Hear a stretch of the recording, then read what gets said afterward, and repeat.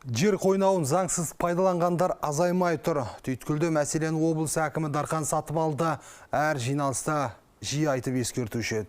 Алайда полицияларда қарап қалып жатқан жоқ. Күні кеше Арыс қаласы мен Отырар ауданының маңын тонағандар анықталды.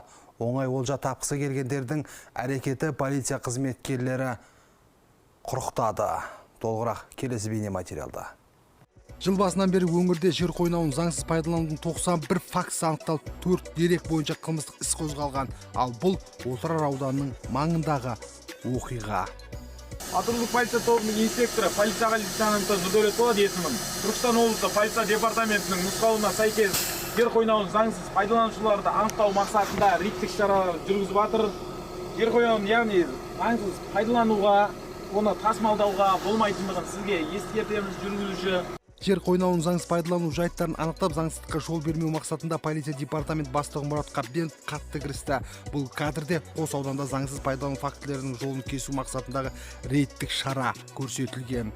Оған полиция департамент, жергілікті полиция қызмет басқармасының полициялары, ұйымдасқан қылмысқа қарсы күрес басқармасының қызметкерлері мен табиғат қорғау тобының инспекторлары жұмылдырылды. Кешеден бастап департамент басшысының нұсқауымен тағы да қосымша күш ретінде полиция қызметкерлерінің топ құрылып аудандарға жолданды. 2023 жылдың 6 ай көлемінде Отырар ауданы аумағында заңсыз жер қойнауын пайдалану деректері бойынша 11 жүк автокөліктері тоқтатылып тексерілді. Нәтижесінде 11 жүк автокөлігі Отырар ауданы аумағында орналасқан айыптұраққа қойылды. Қазіргі таңда Қазақстан Республикасы әкімшілік құқық бұзушылық туралы кодексінің 130 бабына сәйкес заңды шешім қабылдау үшін жинақталған құжаттар Түркістан облысы экология департаментіне жолданды.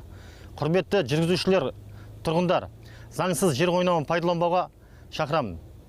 Мәселен, департамент бастығының қадағалауымен құрылған топпен атқарылған шара барысында 6 айдың ішінде 91 дерек анықталса, соңғы 22 тәулікте 27 факті тіркелді. Аталған жайттар бойынша тиісті құжаттар жинақталып, шешім қабылдау үшін экология департаментіне жолданды.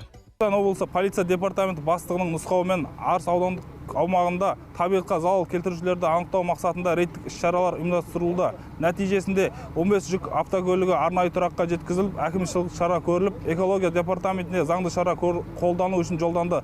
Қазіргі таңда рейдтік іс-шаралар жалғасуда. Сонымен қатар жер қойнауларын заңсыз пайдалану бойынша 4 қылмыстық іс тіркелген. Ал айыптұраққа 50-ден астам хоба, 8 экскаватор, 5 жүк тиегіш көлік, 9 КАМАЗ орналастырылды.